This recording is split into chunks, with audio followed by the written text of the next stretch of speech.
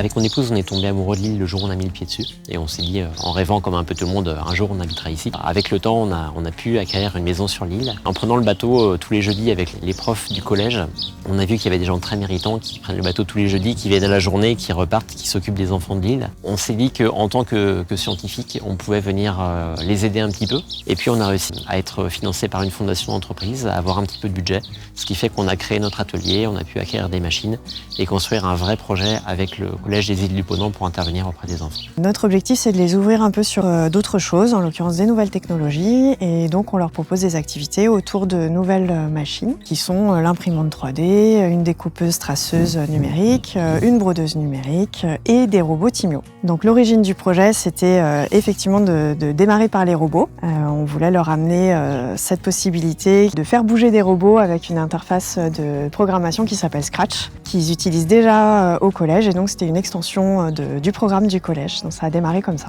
L'atelier partagé met à notre disposition tout un tas de machines et puis de robots dont on ne dispose pas au collège. Et puis leurs connaissances, leurs compétences également sont mises à notre disposition. Ils viennent aider les élèves à apprivoiser le langage informatique, la programmation ou des machines techniques. Ça permet d'illustrer les programmes scolaires, de développer des compétences qui sont nécessaires pour passer le brevet, par exemple, pour les élèves de 3e. C'était d'abord pour les enfants, par extension pour tous les Molénais, puisque l'atelier qu'on met en place est également ouvert à tous les Molénais. L'objectif principal, c'est d'apprendre aux gens à se servir de ces nouvelles machines, de faire en sorte qu'ils soient autonomes, qu'ils se débrouillent et qu'ils aient envie de créer avec ces nouvelles machines. Dès qu'on doit réparer quelque chose, on a juste à faire la conception en 3D de la pièce, on est aidé.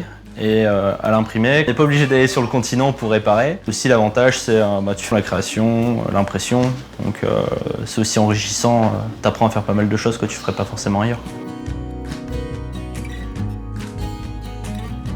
Pour les trophées de la réserve de la mer Iroise, on a proposé un projet autour d'un musée numérique. Donc, qui consisterait à aller chercher avec les enfants tout type de végétaux et d'animaux sur les plages et sur l'île en général, de les numériser grâce à un scanner 3D et d'en faire un site web sur lequel les gens pourraient manipuler en 3D les animaux, les végétaux et voir quelle est la richesse de l'archipel de Molène.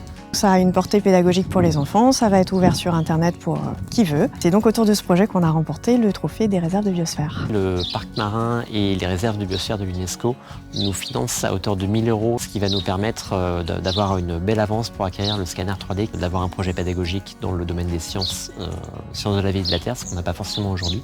Et puis dans les autres activités qu'on a avec les Molénais, et là le fait d'avoir un scanner va nous permettre de réparer des pièces très complexes, là où aujourd'hui on était obligé de tout remodéliser à la main, donc ça va vraiment améliorer cette activité de réparation.